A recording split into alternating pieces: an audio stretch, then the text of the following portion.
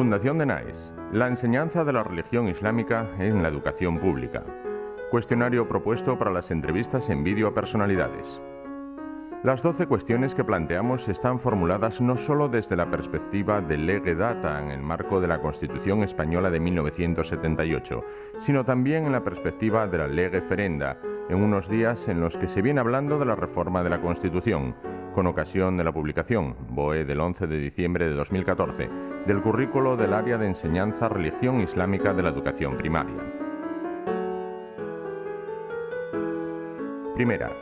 Deberían modificarse los artículos 16.3. Ninguna confesión tendrá carácter estatal. Los poderes públicos tendrán en cuenta las creencias religiosas de la sociedad española y mantendrán las consiguientes relaciones de cooperación con la Iglesia Católica y las demás confesiones. Y 27.3. Los poderes públicos garantizan el derecho que asiste a los padres para que sus hijos reciban la formación religiosa y moral que esté de acuerdo con sus propias convicciones. De la Constitución Española de 1978. Vamos a ver, son dos puntos, ambos, que en mi opinión derivan de una Constitución llena de lagunas, como es la Constitución del 78, lo cual no es ninguna crítica especialmente cruel. La Constitución del 78 sirvió para salir de una dictadura y, por lo tanto, está marcada por los elementos de esa salida que, de algún modo, era casi inevitable respetar del viejo régimen. Tú aquí has dado dos cuestiones diferenciadas.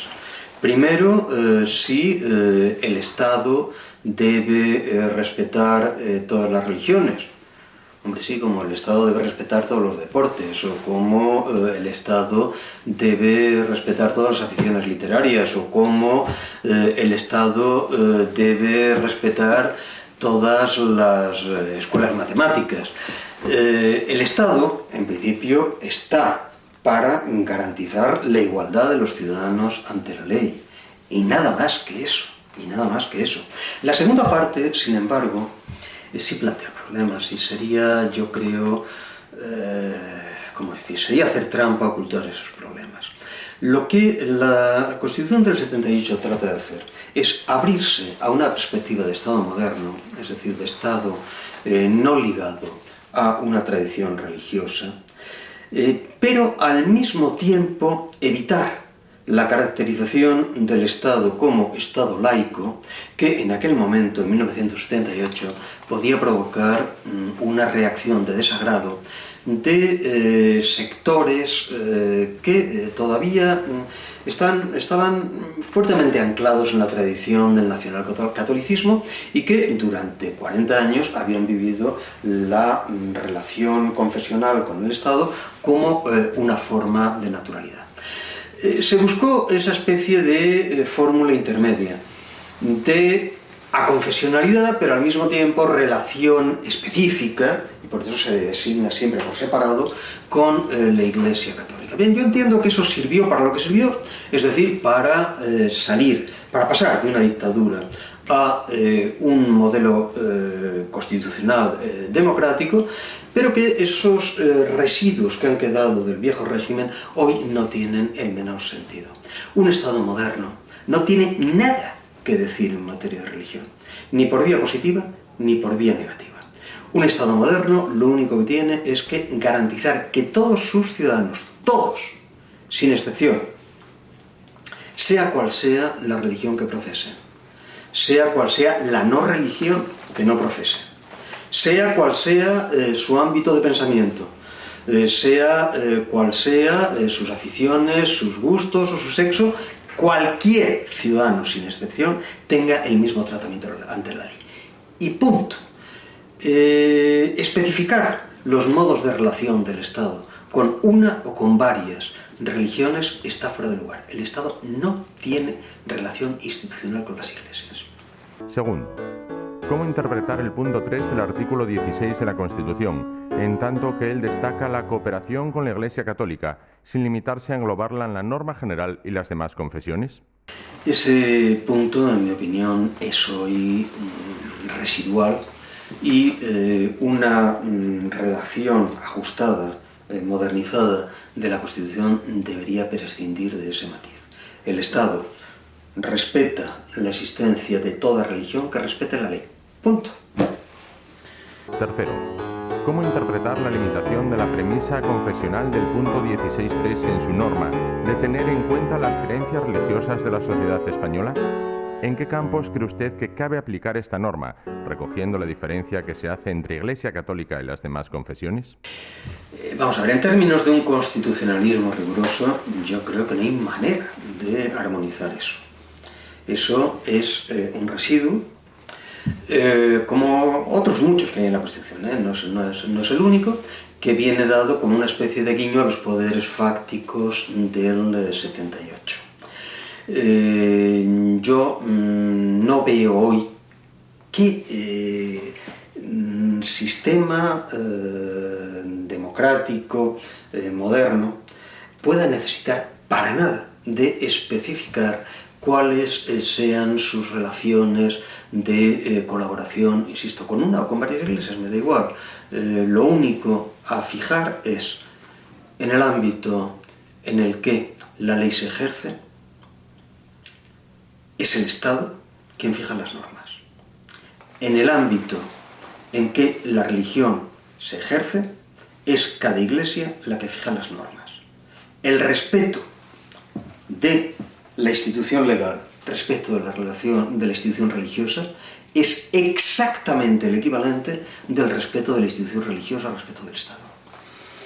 Cuarto, en el punto 3 del artículo 16, habla de las relaciones de cooperación de los poderes públicos con la Iglesia Católica y las demás confesiones. ¿Cree usted que esta cooperación debe incluir también la cooperación con las normas confesionales proselitistas, incluso en el terreno educativo, propias de la religión católica y del Islam? Ya han indicado que esto es una explicitación absurda. ¿Qué colaboración es necesario que el Estado pida a una institución privada? No tiene el menor sentido. Ni hablando de una, ni hablando primero de una y a continuación de otras, ni uniéndolas ni por separado.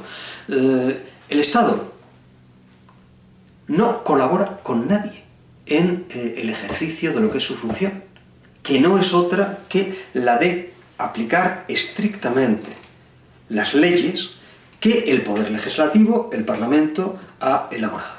Y para eso, naturalmente, se estructura en su sistema básico de 3 poderes que permiten ajustar los equilibrios de tal modo que el propio ciudadano no se vea apisonado por la enorme acumulación de potencia, por la enorme acumulación de fuerza que es la propia de los estados modernos. Dicho eso, naturalmente que en el ámbito de los comportamientos de los ciudadanos privados hay ciudadanos que se hallan insertos en unas creencias, religiosas o no religiosas, hay ciudadanos que no se hallan insertos en ningún ámbito de creencia. Lo que el Estado le exige al señor que es creyente Hare Krishna, y lo que me exige a mí, que no soy creyente en nada, es exactamente lo mismo, que cumpla la ley. Y eso no es colaboración, ni se negocia. El Estado, en el ámbito de la ley, no puede negociar con nadie. Si negocia con alguien, deja de ser Estado. Quinto, considera que la forma de precisar los límites de cooperación, sobre todo en lo relativo a la enseñanza, si fuera el caso, debe fijarse por la mayoría parlamentaria o por acuerdos sobre enseñanza y asuntos culturales, suscritos entre el Gobierno y los representantes de las diferentes confesiones. ¿Todos estos representantes confesionales tienen el mismo valor de representación o con qué criterios habría que discriminarlos? ¿No le parece demasiado ambiguo el concepto de más confesiones? No, las confesiones no es que sea ambiguo, es que es una majadería en sentido estricto, que significa más. Pues claro, en más, pues bueno, usted puede incluir a los Hare Krishnas que le decía hace un momento, o a las diversas iglesias cristianas reformadas, a las corrientes ya sean sunitas o chiitas o diversas corrientes heterodoxas del Islam, pero exactamente igual a los zoroastristas o exactamente igual, por supuesto, a las variantes más exóticas que usted quiera encontrar de religiones mistéricas. La religión católica y más religiones. Oiga, mire, el demonismo es también una forma de religión. Las religiones que a lo largo de la historia han ofrecido sacrificios humanos son tan religiones como las que a nosotros nos resultan respetables. Hablar genéricamente de más religiones es una vez más el miedo a decir las cosas claras y el querer, por el contrario, dejar un ámbito de indefinición benévola. Mire, vamos a dejarlo así, vamos a ver qué pasa. Con lo cual, tarde o temprano se tenía que producir lo que en estos momentos se ha producido. Mire usted, si usted habla de colaboración entre Estado y una iglesia y otras más, no tiene usted posibilidad seria de establecer una frontera respecto de la actuación de esos ámbitos de las iglesias religiosas. Y por lo tanto, al final se encuentra usted con un Estado que se supone que tiene que negociar con las corrientes religiosas. Mire, si usted admite eso, sencillamente usted lo que está diciendo es que usted no es un Estado. La lógica... claro, inmediatamente surge el problema insoluble, el de la enseñanza. Oiga, como tenemos que colaborar, usted me va a pagar la enseñanza confesional mediante la cual yo formo a mis fieles, y en particular a los hijos de mis fieles. Claro, si se ha partido ese principio de colaboración, no hay manera de poner límites, no hay manera de poner barreras. Yo en eso parto del principio que en estas últimas semanas se ha convertido en la clave del debate en Francia. La laicidad, se ha venido diciendo estas semanas, yo creo con toda la razón del mundo, la laicidad es la república, todo lo demás es accesorio. Y, por lo tanto, lo que hay que garantizar a todo precio es que en el ámbito de la enseñanza no se produzca ningún tipo de adoctrinamiento, ningún tipo de intervención confesional. Cuidado, porque entonces naturalmente viene la gran mistificación. De decir, pero hombre, hay que estudiar las religiones porque son elementos culturales que han formado. Naturalmente que hay que estudiar las religiones y naturalmente que, oiga, entre otras cosas, pues hay que estudiar los politeísmos griegos o romanos, hay que estudiar las religiones con sacrificios humanos en la América precolombina, porque naturalmente todo eso son elementos sin los cuales no podemos entender nuestra historia. Pero eso no es una enseñanza doctrinaria, ni es una enseñanza confesional. Eso es parte de un programa académico que abarca sectores muy distintos. El de la historia general, de la historia de la cultura, el de la historia de la literatura, el de la historia del arte. Ahora bien, si de ahí pasa usted a decirme que el Estado debe asumir la carga en doble sentido, económico y moral, de construir simbólicamente la cabeza de los ciudadanos a través del filtro de determinadas confesiones religiosas, entonces, perdóneme usted, pero yo estoy en todo mi derecho de decir que está usted violando el principio constitucional básico. Y es cierto que la Constitución española es ambigua en ese aspecto, y por eso yo llevo muchos años diciendo que es un aspecto que debe quedar resuelto, para que el Estado, garantizando su condición laica, garantice tanto el respeto de todos los poderes públicos hacia todas las iglesias que cumplan con la ley, cuanto las iglesias, todas sin distinción, quedan sometidas al ámbito general de la ley. Y fíjate que esto no es tampoco ninguna originalidad. Cuando hace unos pocos años Ratzinger, entonces Papa, visita a Francia, el cruce de discursos entre el presidente francés, entonces Nicolas Sarkozy, y Benito XVI, yo creo que es algo que se debería estudiar seriamente. Se puede descargar con toda facilidad, tanto de la web del Elíseo como de la web del Vaticano, sin ningún problema. Porque ambos coinciden en el mismo punto: la ley de 1905, es decir, la ley que traza una frontera impermeable entre las atribuciones del Estado y las atribuciones de las iglesias. Dice primero Sarkozy, es el fundamento de la República, sin esa ley no hay República. Y asombrosamente para algunos, para los que pensábamos que podía haber un catolicismo serio, todo lo contrario, asombroso, lógicamente, Ratzinger, que aparte de ser papa, era un sabio, o es un sabio, lo que responde es: mire usted, lo mejor que le ha pasado a la Iglesia en el siglo XX ha sido la ley de 1905, es decir, la demarcación de los ámbitos entre Estado e Iglesia. Sexto. ¿Cree usted que el islamismo es un asunto privado, un sentimiento, y que por tanto no cabe darle el tratamiento propio de un asunto de interés público? Vamos a ver, el Islam es una religión muy peculiar, muy diferenciada respecto de los otros dos grandes monoteísmos, que plantea un primer problema en el ámbito político que no plantean ningún otro de esos monoteísmos, y es la incompatibilidad de la condición musulmana con la condición ciudadana, es decir, con la aceptación de un Estado, porque la condición ciudadana solo se establece precisamente a través del sometimiento a un sistema de normas de Estado. ¿Por qué? Pues por algo elemental, porque esto que tengo en la mano, el Corán, se diferencia esencialmente de los otros libros que nosotros conocemos como libros sagrados en algo básico.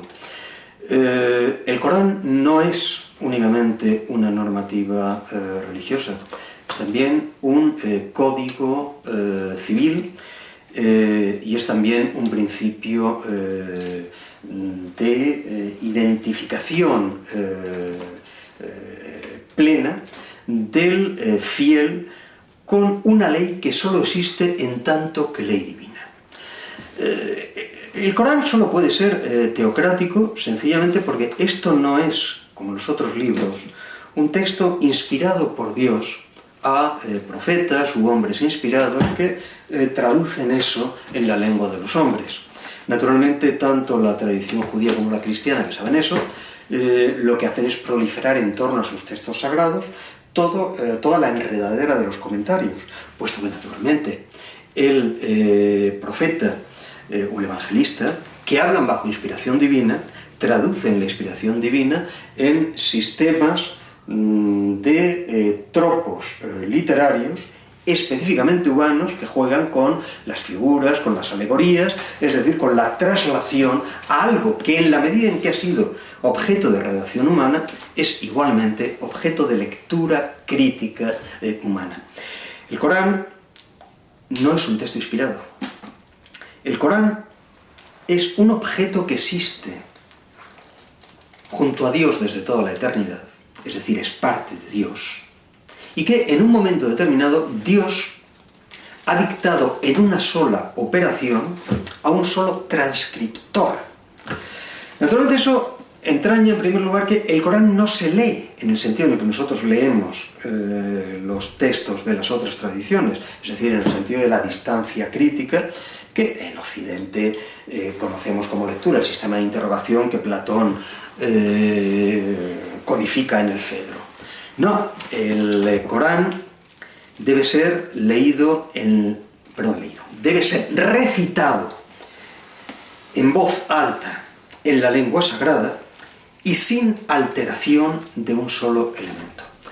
El Corán no es un objeto humano sometido a interrogación a través del cual hable Dios. El Corán es Dios. Naturalmente, si el Corán es Dios, y si el Corán a diferencia, una vez más, del carácter esencialmente narrativo del Antiguo y el Nuevo Testamento, el Corán antiguo, a diferencia de eso, es esencialmente un texto normativo.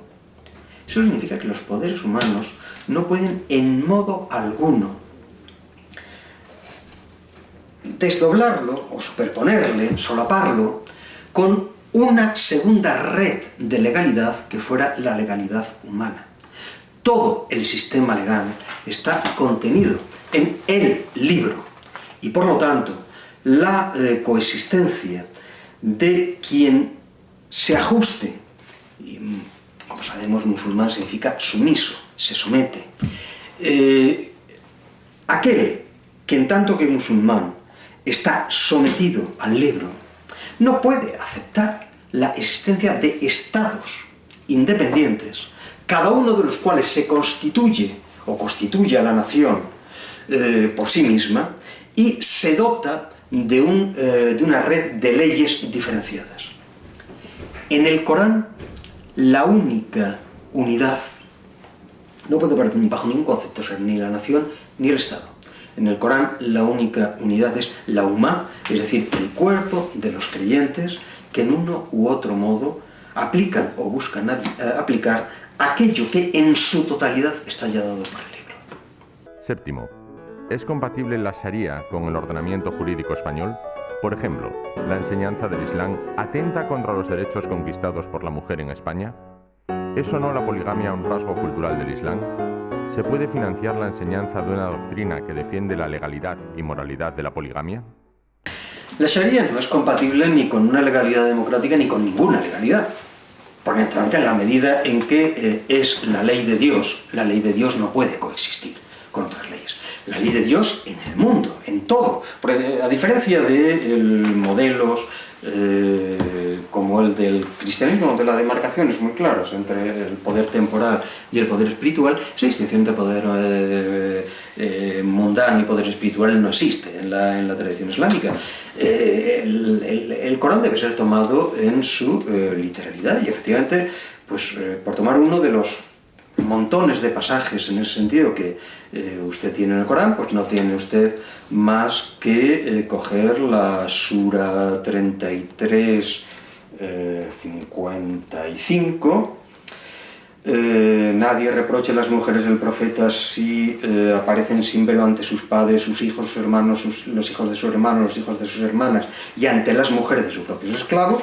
Se codifica claramente ante quién se puede comparecer desvelado, pero naturalmente en cualquier otra circunstancia: oh profeta, di a tus esposas, a tus hijas, a las mujeres de los creyentes que se cubran con sus velos. Es el mejor medio para darlas a conocer y para no ser ofendidas. Naturalmente, ¿qué sucede cuando una parte de la ciudadanía tiene que comparecer en público con el rostro cubierto?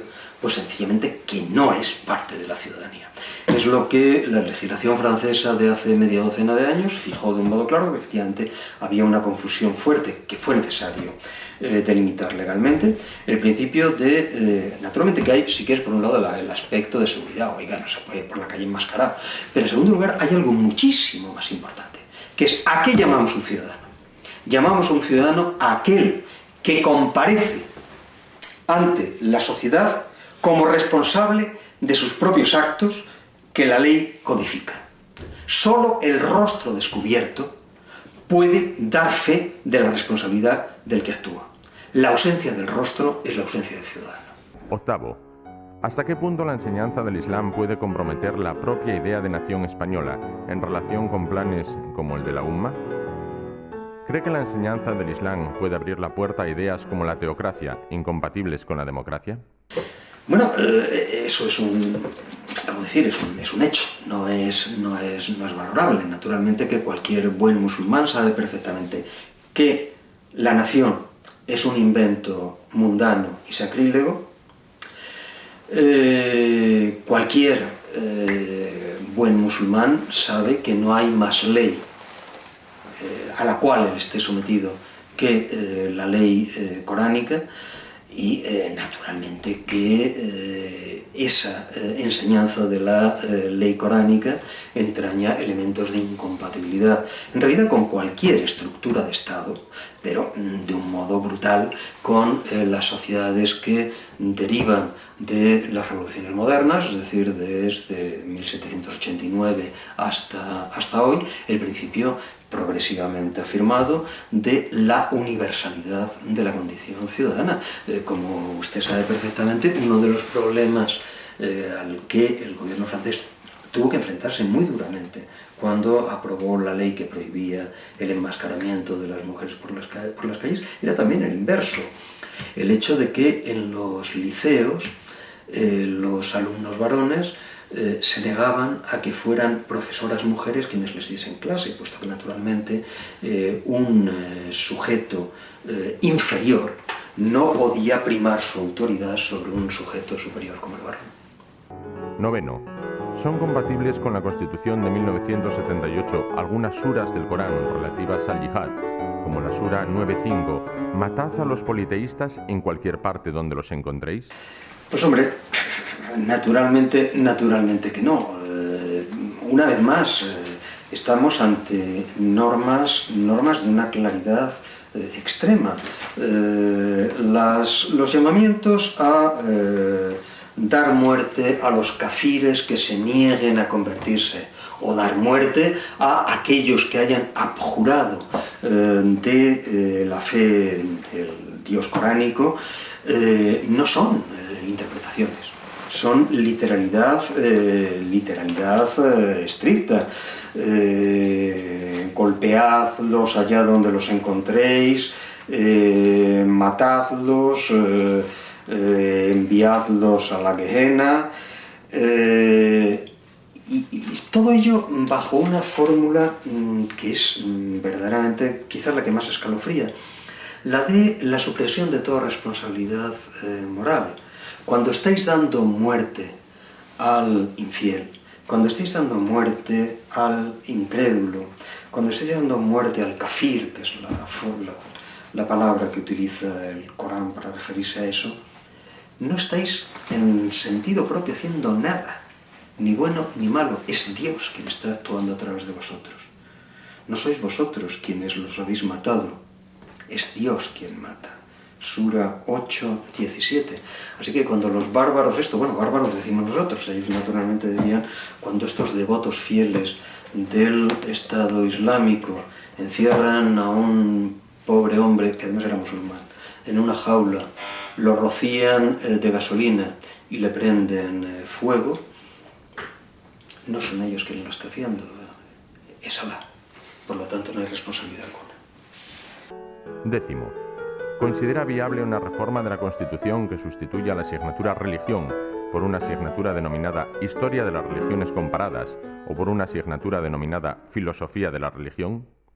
No hay sustituciones. Sinceramente, yo pienso que lo único que se puede plantear con seriedad, de un modo riguroso, es la desaparición tanto de las asignaturas doctrinarias, de las asignaturas ligadas a el aprendizaje confesional de una religión, como a las suplencias que se le pretende dar a eso.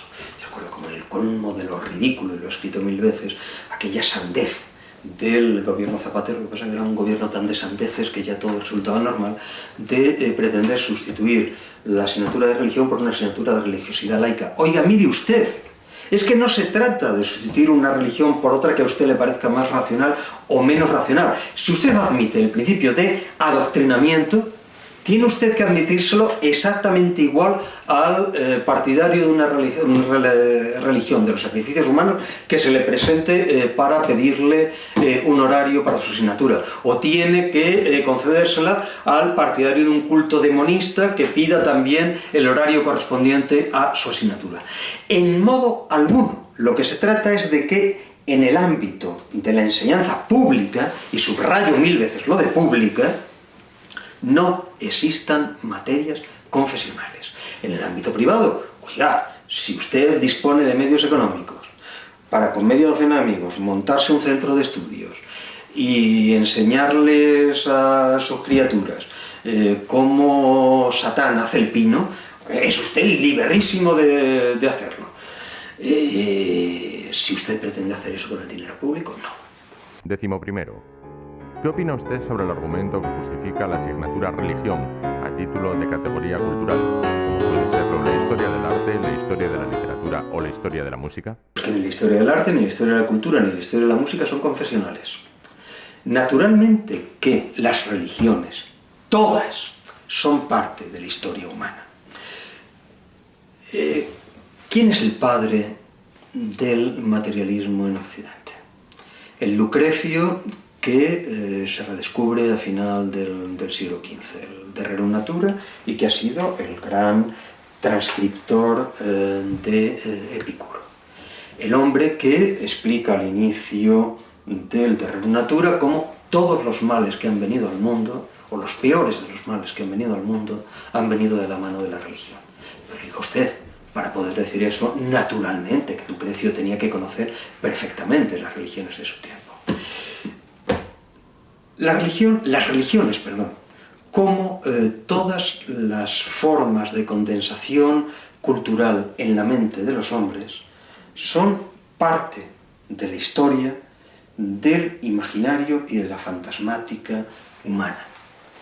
Y como tales deben ser estudiadas y estudiadas seriamente. El estudio académico, decir que no hay que establecer sintoras doctrinales, es de algún modo garantizar que es necesario proceder a estudio académico serio de esas religiones y de esos textos. Naturalmente que yo, para decir que el Corán es incompatible con cualquier forma de Estado moderno, primero que haber hecho leerme el Corán.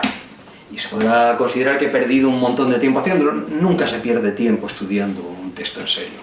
Yo estoy ahora mismo trabajando en una edición crítica de Pascal. No podría avanzar 3 líneas si no tuviese permanentemente a la vista la edición Cantera e Iglesias de la Biblia, en la medida, y la Vulgata naturalmente, que es la que Pascal está utilizando, en la medida en que Pascal está continuamente parafraseando textos bíblicos. Cualquier hombre culto necesita tener un conocimiento de todo aquello en lo cual se ha gestado su universo. Pero, insisto, naturalmente el hecho de que yo tenga el conocimiento que es imprescindible, o sea, que es absolutamente necesario, del politeísmo griego para poder estudiar los textos platónicos, no implica en absoluto que haga un uso doctrinario del politeísmo griego. 12ª. En su opinión, ¿cree posible que pueda contemplarse la cuestión de la asignatura religión en el contexto de una alternativa a las asignaturas de ética o ciudadanía? No tiene ningún sentido. No tiene ningún sentido. Lo más que en ese ámbito yo vería como verosímil es que en algunas asignaturas se introdujese una disciplina de estudio y conocimiento de la Constitución, pero eso es parte naturalmente del aprendizaje casi práctico que un ciudadano debe tener respecto a cuáles son los límites del mundo legal en el que se está moviendo. Pero ni aprendizaje de religiones concretas, ni aprendizaje de sucedáneos supuestamente laicos de la religión. La escuela no está ni para enseñar las liturgias católicas o reformadas o coránicas, ni para enseñar las liturgias francmasónicas o del tipo que usted quiera. La escuela está para realizar un aprendizaje de habilidades y conocimientos. Lo otro, que es un derecho incuestionable de los padres, corresponde a la esfera de lo privado. Naturalmente que, en mi caso, como no creyente, yo me he cuidado mucho de que mis hijas no tuviesen ningún tipo de formación doctrinaria religiosa. A lo mejor saben más teología que los que han tenido esa formación doctrinaria religiosa, porque un feo hábito que tenemos los ateos es que somos muy aficionados a la teología, pero eso es otro problema.